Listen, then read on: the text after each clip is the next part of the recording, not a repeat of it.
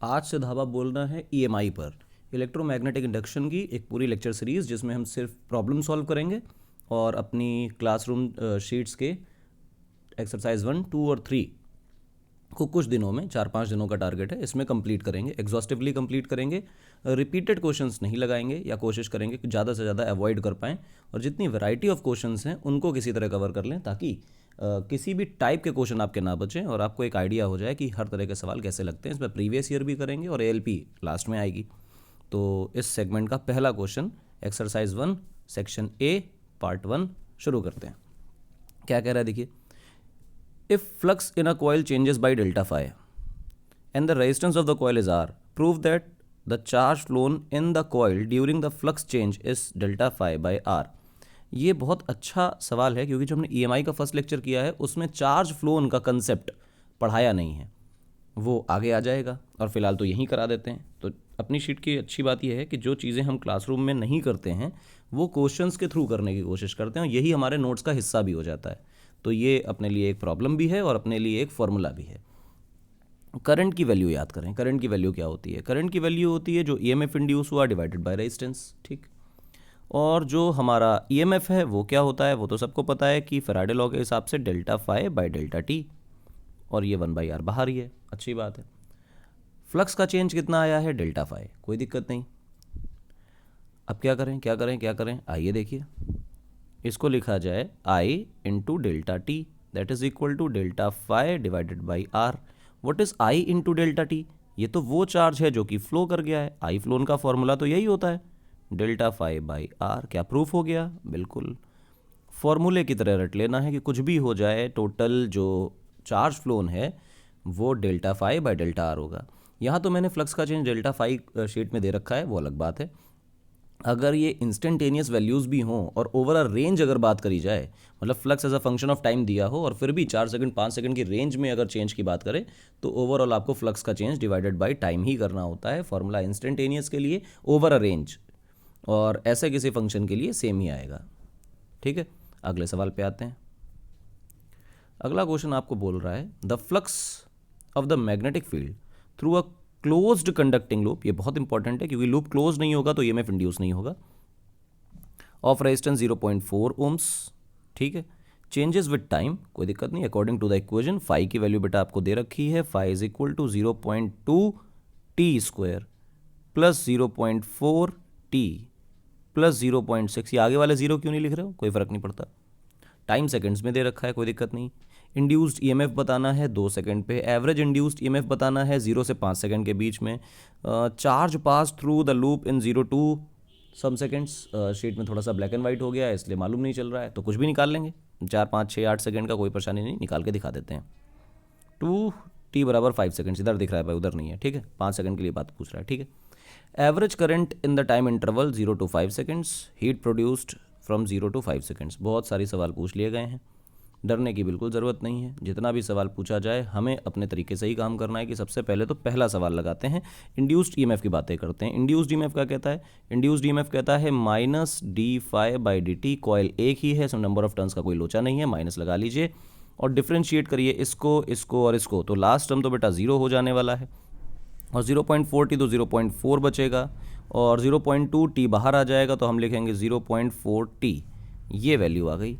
तो बेसिकली मेरा जो ईएमएफ बन रहा है वो 0.4 टी प्लस 0.4 बन रहा है। जो आपका ईएमएफ पूछा गया है 2 सेकंड पे, बहुत गौर से देखिए, ऊपर लिखा हुआ है 2 सेकंड। जब वो बातें 2 सेकंड में पूछी गई हैं तो टाइम की वैल्यू 2 सेकंड डाल देते हैं, तो हमारे लिए आएगा 0.4 इंटू 2 प्लस 0.4। 0.2 जो है वो बन जाएगा 0.8 और 0.4 और जुड़ेगा तो बनेगा माइनस 1.2 वोल्ट्स। माइनस क्या बता रहा है? ये बता रहा है कि भाई ये जो ईएमएफ है वो अपने फ्लक्स के चेंज को अपोज करेगा, पहले भी कर चुके हैं ये। अगली बात, एवरेज ईएमएफ इंड्यूस्ड, ये अच्छा सवाल होता है। एवरेज की चर्चा कैसे करते हैं? तो जो ई एवरेज है वो ई एवरेज निकलेगा बेटा आपका delta phi by delta t से। माइनस लगा लीजिए, कोई बुराई नहीं है, माइनस तो सिर्फ नेचर बता रहा है। अच्छा, करंट की डायरेक्शन बताएगा, कोई दिक्कत नहीं। 0 से 5 सेकंड में तो हम क्या करें, डेल्टा फाई कैसे निकालें? डेल्टा फाई ऐसे निकालें कि फाई का फंक्शन आपके सामने लिखा हुआ है, तो फाई एट 5 सेकंड्स कैसे निकालोगे? फाई एट 5 सेकंड्स निकालोगे ये, और 5 का स्क्वायर प्लस 0.4 इंटू 5 प्लस 0.6। ये आपने क्या किया, 5 सेकेंड्स पे फाई निकाल लिया।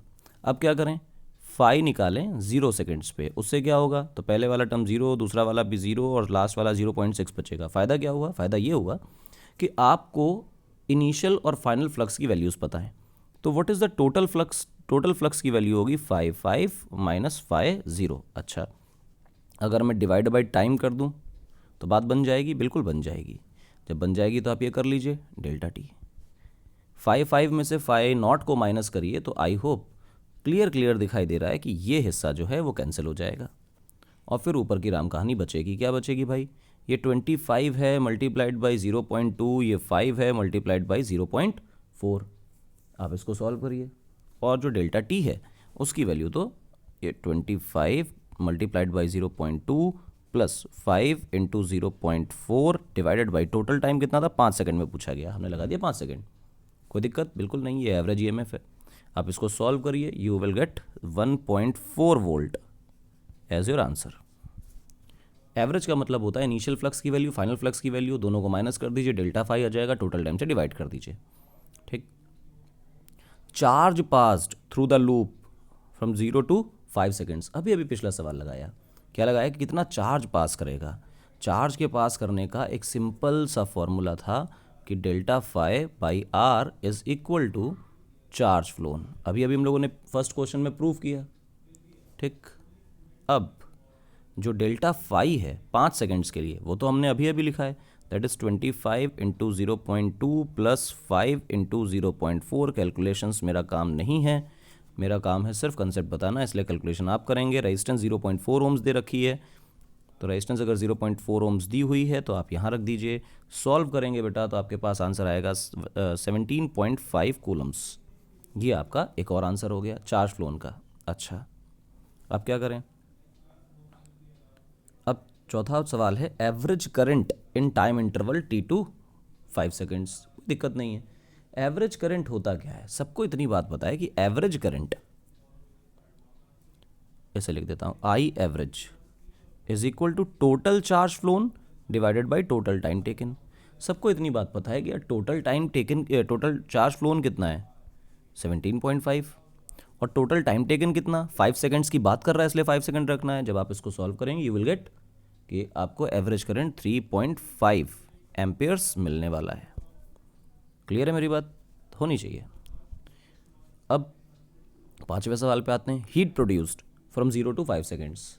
अब हीट प्रोड्यूस्ड का जो फॉर्मूला है उसकी एक प्रॉब्लम है, I² RT आप लगा सकते हैं, E²/R लगा सकते हैं इंटू टी।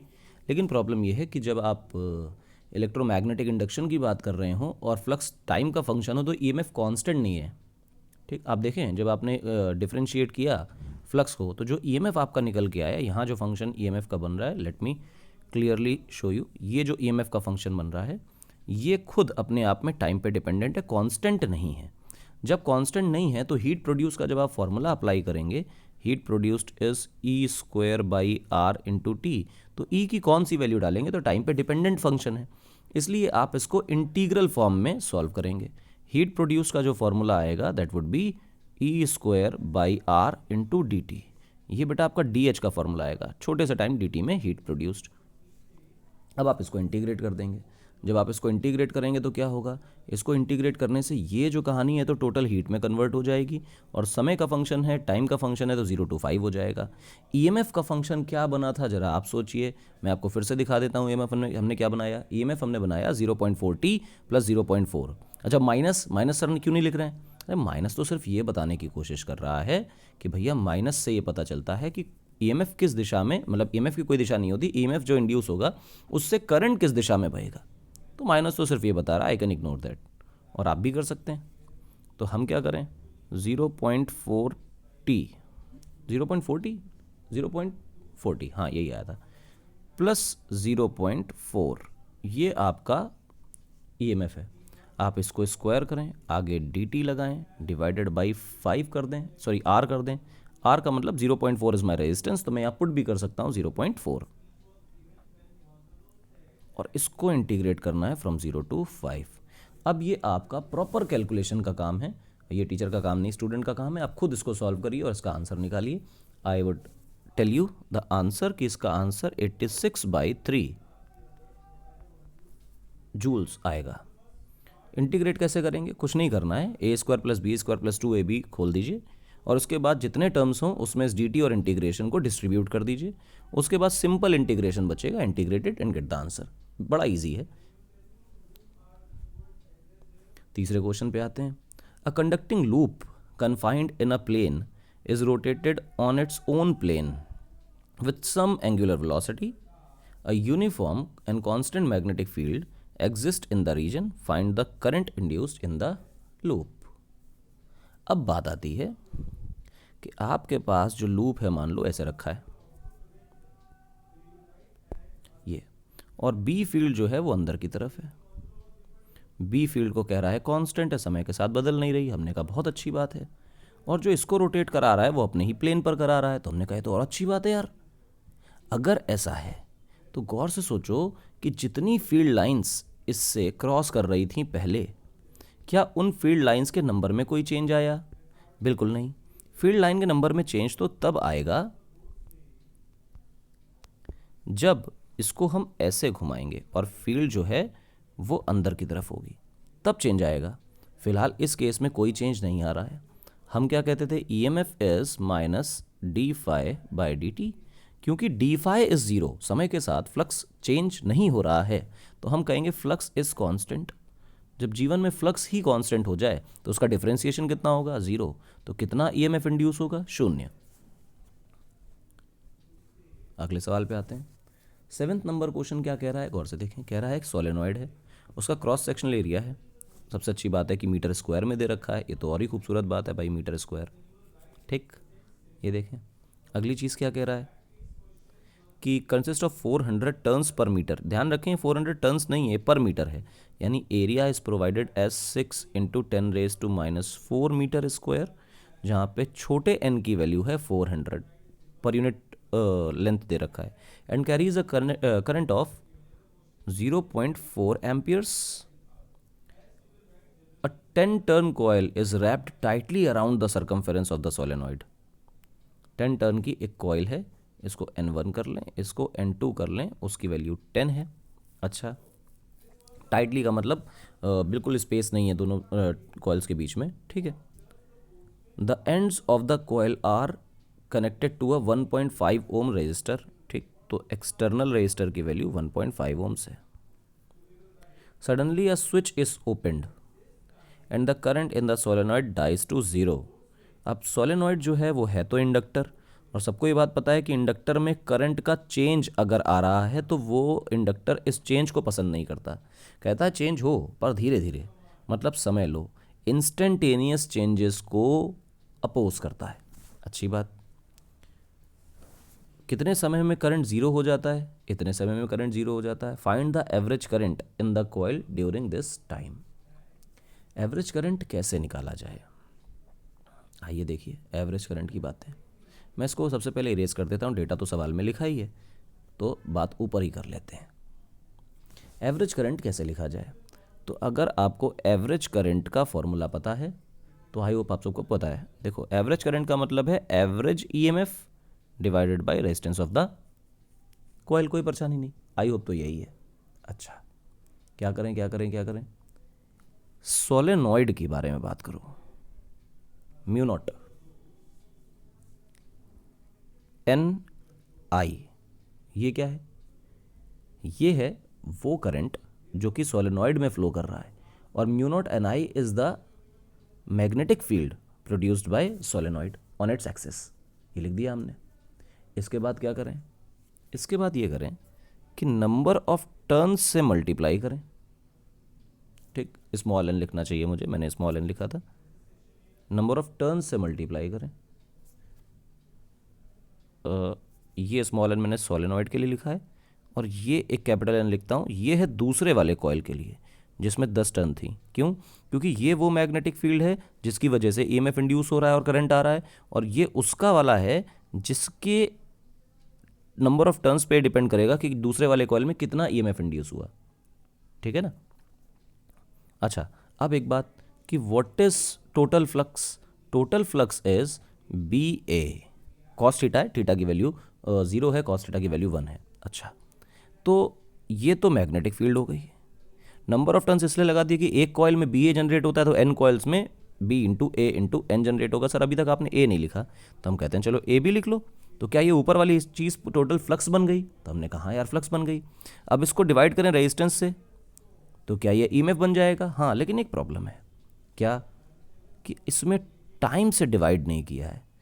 अगर हम ईएमएफ निकालना चाहते हैं तो ये तो सिर्फ फ्लक्स है अभी, और flux divided by time is your EMF. तो ऊपर का हिस्सा जो लिखा है, ये हिस्सा है जो सेकेंडरी कॉइल मैंने लगाई है उसमें फ्लक्स, ये है टाइम, मिलाकर के बन गया ईएमएफ एवरेज, और ये है रेजिस्टेंस। बस बात खत्म हो गई। म्यू नॉट की वैल्यू आपको पता है, और शायद 400 टर्न्स थे। करंट कितना फ्लो हो रहा था? 0.4 एम्पियर्स।